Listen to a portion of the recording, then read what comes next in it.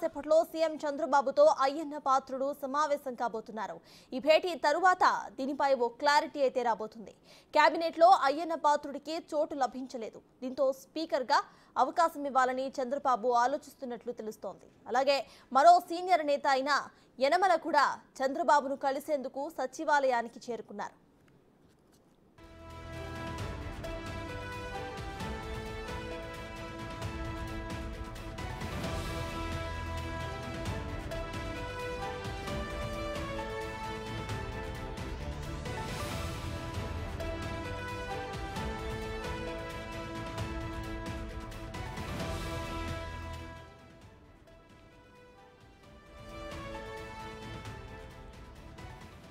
Speaker రేసులో పలువురు TDP seniors పేర్లు వినిపిస్తున్నాయి. ఇన్నాళ్ళు రఘురామకృష్ణంరాజు పేరు తెరపై ఉండగా అయ్యన్న పాత్రుడు, మండలి బుద్ధ ప్రసాద్, కళా వెంకట్రావు కూడా ఇప్పుడు తెరపైకి వచ్చారు. అయ్యన్న పాత్రుడిని చంద్రబాబు ప్రత్యేకంగా పిలవడంతో స్పీకర్ రేసులో ఉన్నారనే చర్చ మొదలైంది. కళా వెంకట్రావు, రఘురామకృష్ణరాజు కూడా సభాపతి పదవి కోసం ఆశపడుతున్నారు.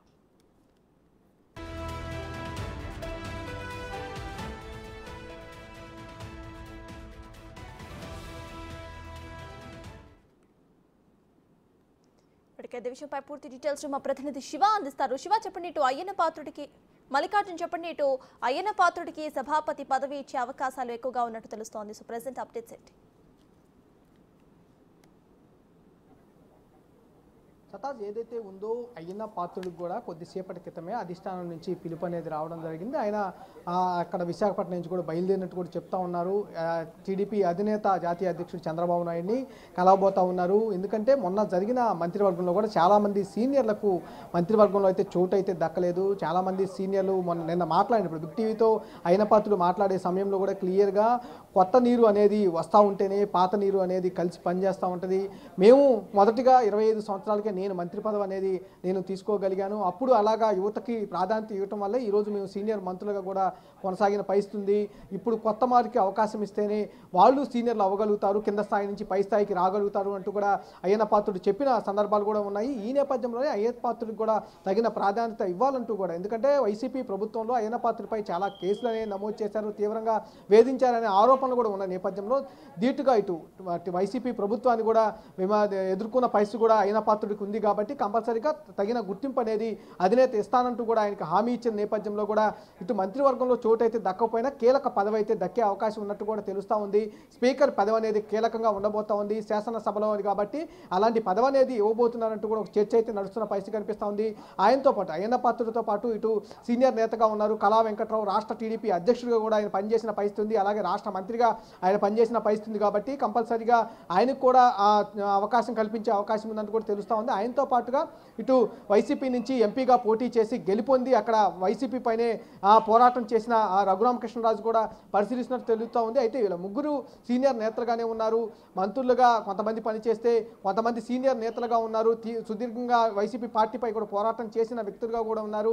వీళ్ళలో ముగ్గురికి అవకాశం వచ్చే అవకాశం కనిపిస్తూ ఉంది. ఎక్కువగా కూడా అయ్యన్న పాత్రుడికి అవకాశం ఇచ్చే అవకాశం కనిపిస్తుంది. ఈ నేపథ్యంలోనే అయ్యన్న పాత్రుడిని టీడీపీ అధినేత పిలిచినట్టు కూడా చెబుతున్న పరిస్థితి కనిపిస్తూ ఉంది. మరికొద్దిసేపట్లో అయితే ఉండవల్లిలోని చంద్రబాబు నివాసంలో అయ్యన్న పాత్రుడు కలిసే అవకాశం కనిపిస్తూ ఉంది. ఆయనకు హామీ అయితే లభించే అవకాశం కనిపిస్తూ ఉంది. ఎందుకంటే ఈ 4-5 రోజుల్లోనే అసెంబ్లీ సమావేశాలు నిర్వహించబోతా ఉన్నారు. కొత్తగా ఎన్నికైన ఎమ్మెల్యేలు ఎవరైతే ఉన్నారో వాళ్ళ చేత ప్రమాణ స్వీకారం చేయించబోతా ఉన్నారు. స్పీకర్ ప్రమాణ స్వీకారం చేయించిన తర్వాత ప్రొటెం స్పీకర్ని ఎన్నుకోబోతా ఉన్నారు. ఎన్నుకున్న తర్వాత డైరెక్ట్ స్పీకర్ని ఎన్నుకుంటారు. ఈ నేపథ్యంలో ఎవరికైతే ఆ స్పీకర్ పదవి వరిస్తుందని ఎదురు చూస్తున్న పరిస్థితి కూడా కనిపిస్తూ ఉంది. అయ్యన్న పాత్రుడికి అయితే ఎక్కువగా ఇచ్చే అవకాశం ఉన్నట్లు కూడా తెలుస్తూ ఉంది. అందుకనే అధిష్టానం నుంచి ఆయనకి పిలుపు వచ్చిందని కూడా ఒక ప్రచారం అయితే జరుగుతున్న పరిస్థితి కనిపిస్తూ ఉంది. మల్లికార్జున రేస్ లో రఘురామకృష్ణరాజు మరియు మండలి బుద్ధ ప్రసాద్, కళా వెంకట్రావు వీరు కూడా ఉన్నారు. అయితే వీరికి ఒకవేళ సభాపతి స్థానం కాకపోతే ఇంకా వేరే స్థానాలు ఏమైనా ఇచ్చి వాళ్ళని ఇది చేసే అవకాశం ఉందనుకోవచ్చా?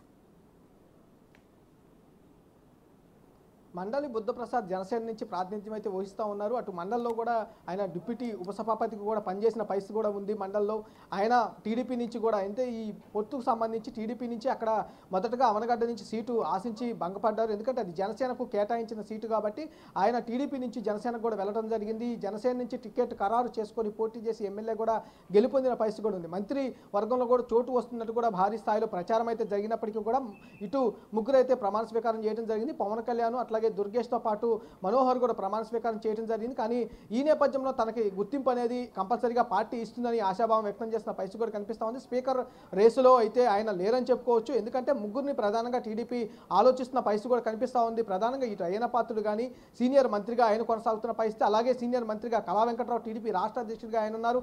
అలాగే తీవ్ర స్థాయిలో అంటే 5 సంవత్సరాల పాటు వైసీపీ నాయకత్వం మీదే పోరాటం చేసిన రఘురామకృష్ణరాజు టీడీపీ నుంచి పోటీ చేశారు, ఎమ్మెల్యేగా గెలిపోయిందని దాఖలు. ఈ ముగ్గురులో ఒకరికైతే స్పీకర్ పదవి అనేది వచ్చే అవకాశం ఉన్నట్టు కూడా చెప్తా ఉన్నారు. మిగతా అంటే వండల బుద్ధప్రసాద్ విషయం కూడా తీసుకుంటే ఆయనకి డిప్యూటీ స్పీకర్ ఏమన్నా ఇస్తారా అనేది కొంత ఆలోచించాల్సిన విషయం కూడా ఉంది. ఎందుకంటే జనసేన తరపు నుంచి అలాంటి ప్రపోజల్ ఏమైనా ఉందా లేదా అనేది కూడా కొంత ఆలోచించిన పరిస్థితి కూడా ఉంది. ఎందుకంటే టీడీపీ అనేది 135 సీట్లు సాధించడం జరిగింది. దాంతో ఇటు 21 సీట్లు కూడా 100% స్ట్రైక్ రేట్తో కూడా జనసేన ఉంది.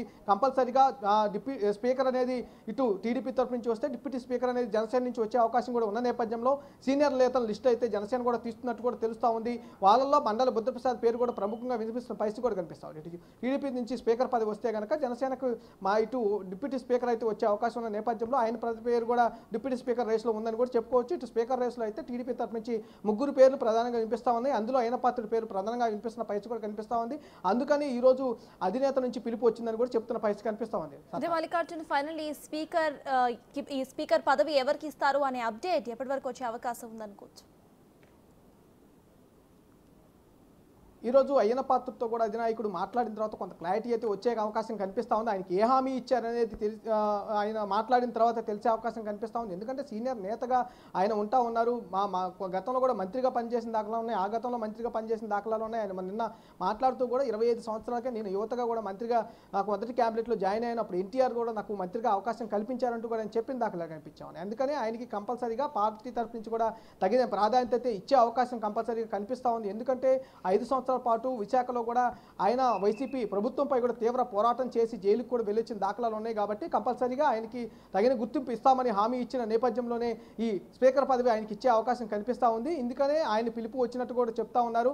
స్పీకర్ సంబంధించి ఏదైతే హామీ ఆయన ఇచ్చిన నేపథ్యంలోనే వచ్చిన తర్వాత బయటకు వచ్చే అవకాశం కనిపిస్తూ ఉంది. ఎందుకంటే ఒకసారి చంద్రబాబు నాయుడుతో మాట్లాడిన తర్వాత ఏ హామీ అయితే లభించబోతుంది అనేది ఆయన బయటికి మాట్లాడిన తర్వాత వచ్చిన తర్వాత తెలిసే అవకాశం కనిపిస్తుంది.